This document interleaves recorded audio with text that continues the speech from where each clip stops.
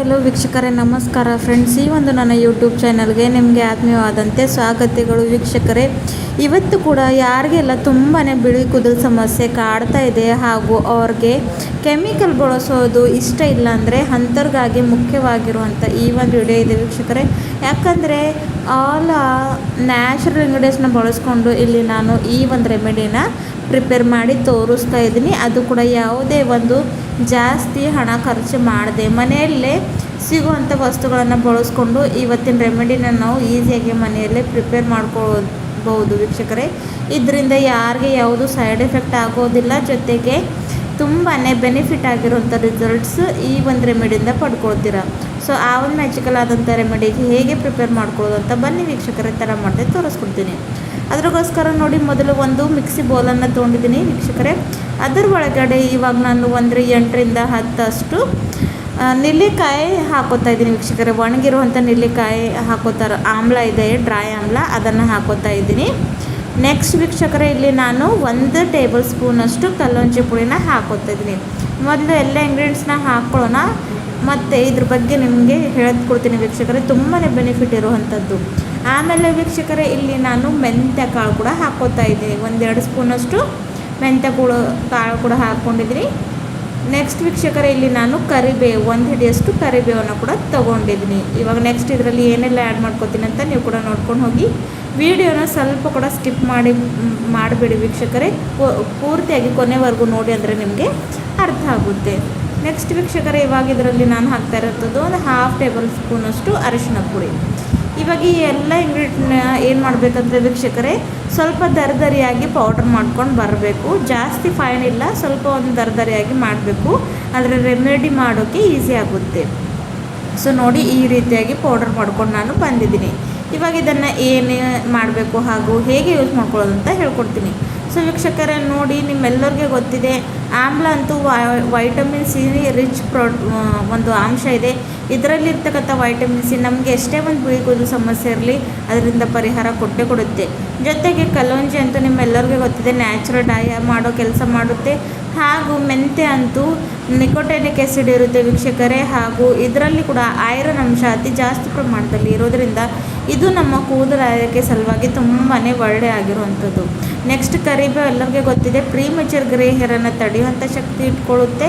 ಜೊತೆಗೆ hair fall ಆಗ್ತಾ ಇರುತ್ತೆ ಅಲ್ವಾ, ಅದನ್ನು ಸಹ ಇದು ಕಂಟ್ರೋಲ್ ಮಾಡುತ್ತೆ ವೀಕ್ಷಕರೇ. ತುಂಬಾ ಈಸಿ ಹಾಗೂ ಒಂದು ಭಾಳಷ್ಟು ಎಫೆಕ್ಟಿವ್ ಆಗಿರುವಂಥ ಈ ಒಂದು ರೆಮಿಡಿ ಇದೆ ವೀಕ್ಷಕರೇ. ಖಂಡಿತವಾಗ್ಲೂ ಯಾರು ಕೂಡ ಇದನ್ನು ರೆಡಿ ಮಾಡಿಕೊಂಡು ಇಟ್ಕೊಂಡ್ರೆ ಸಾಕು, ಯಾವಾಗ ಬೇಕೋ ಅವಾಗ ಇದನ್ನು ನೀವು ಹಾಯಾಗಿ ಯೂಸ್ ಮಾಡ್ಕೊಳ್ಬೋದು. ಜೊತೆಗೆ ವೀಕ್ಷಕರೇ, ನೋಡ್ತಾ ಇದ್ದೀರವ, ನಾನು ಯಾವುದೇ ರೀತಿಯಾದ ಕೆಮಿಕಲ್ ಇಲ್ಲಿ ಬಳಸಲಿಲ್ಲ, ಜಸ್ಟ್ ನ್ಯಾಚುರಲ್ ಇಂಗ್ರೀಡಿಯೆಂಟ್ನ ಬಳಸ್ಕೊಂಡು ಈ ಒಂದು ರೆಮಿಡಿನ ಹೇಳ್ಕೊಡ್ತಾ ಇದ್ದೀನಿ. ಸೊ ಕೆಮಿಕಲ್ ಎಷ್ಟೇ ಯೂಸ್ ಮಾಡಿದ್ರೆ ವೀಕ್ಷಕರೇ, ಅದರಿಂದ ನಮಗೆ ದುಷ್ಪರಿಣಾಮ ಆಗುತ್ತೆ ಹೊರತು ಏನೂ ಬೆನಿಫಿಟ್ ಆಗೋದಿಲ್ಲ. ಹಾಗಾಗಿ ಸೊ ನೋಡಿ, ಕಬ್ಬಿಣ ಬಾಳ್ಗೆಲ್ಲಿ ಅದರಲ್ಲಿ ಹಾಕ್ಕೊಂಡು ನಾನು ಇವಾಗ ಚೆನ್ನಾಗಿ ಇದನ್ನು ರೋಸ್ಟ್ ಮಾಡ್ಕೊತಾ ಇದ್ದೀನಿ. ಸೊ ಇದನ್ನು ಸೀದೋಗೋಕ್ಕೆ ಬಿಡಬಾರ್ದು ವೀಕ್ಷಕರೇ. ಲೋ ಟು ಮೀಡಿಯಮ್ ಫ್ಲೇಮ್ನಲ್ಲಿ ಇಟ್ಕೊಂಡು ಪೂರ್ತಿ ಕಪ್ಪು ಬಣ್ಣಕ್ಕೆ ತಿರುಗೋವರೆಗೂ ಏನು ಮಾಡಬೇಕಂದ್ರೆ ನಾವು ಇದನ್ನು ರೋಸ್ಟ್ ಮಾಡ್ತಾ ಹೋಗಬೇಕು ವೀಕ್ಷಕರೇ, ಕಪ್ಪು ಬಣ್ಣಕ್ಕೆ ತಿರುಗುವವರೆಗೂ. ಸೊ ನೋಡ್ತಾ ಇದ್ದೀರಲ್ವ, ಇವಾಗ ಸ್ವಲ್ಪ ಮಟ್ಟಿಗೆ ಕಲರ್ ಚೇಂಜ್ ಆಗ್ತಾ ಇದೆ ಅಂತ.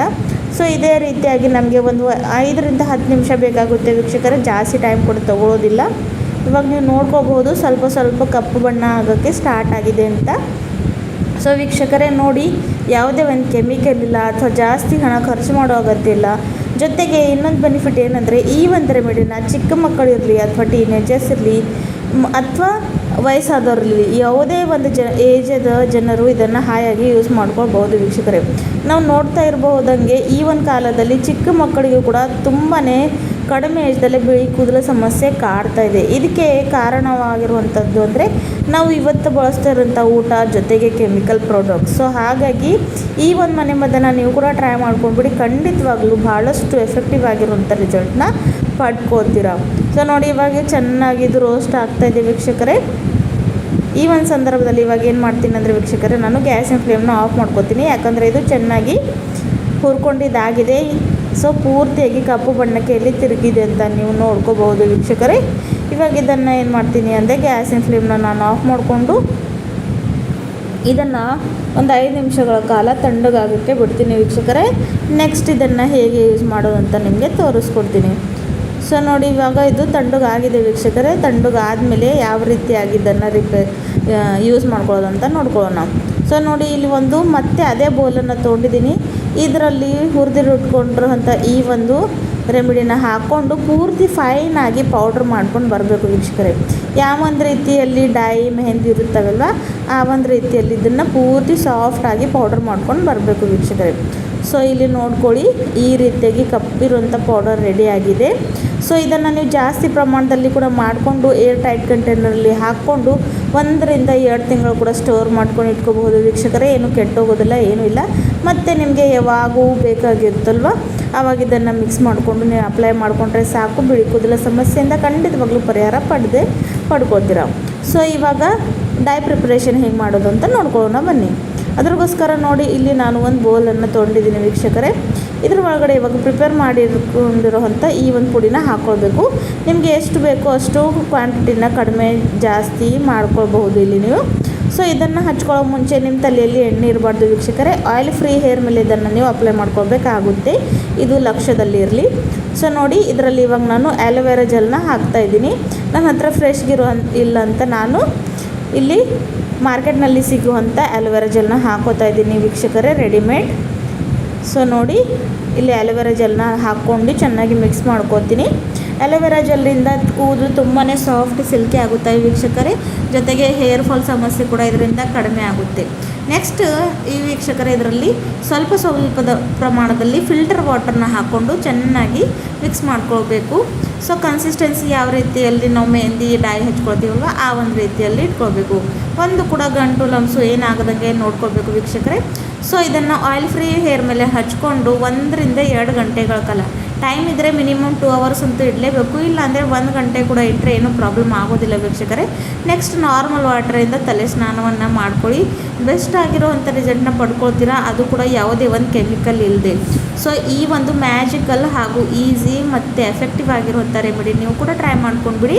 ಮತ್ತು ನನ್ನನ್ನು ಕಮೆಂಟ್ಸ್ನಲ್ಲಿ ತಿಳಿಸಿ.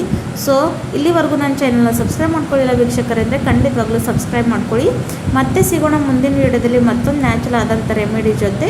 ಸೊ ಇದನ್ನು ಚೆನ್ನಾಗಿ ಯೂಸ್ ಮಾಡಿಕೊಂಡು ನನಗೆ ತಿಳಿಸಿ. ಸೊ ವೀಕ್ಷಕರೇ ಟೇಕ್ ಕೇರ್, ಬಾಯ್ ಬಾಯ್. ಪೂರ್ತಿ ವಿಡಿಯೋ ನೋಡಿದ್ದಕ್ಕೆ ತುಂಬ ಧನ್ಯವಾದಗಳು.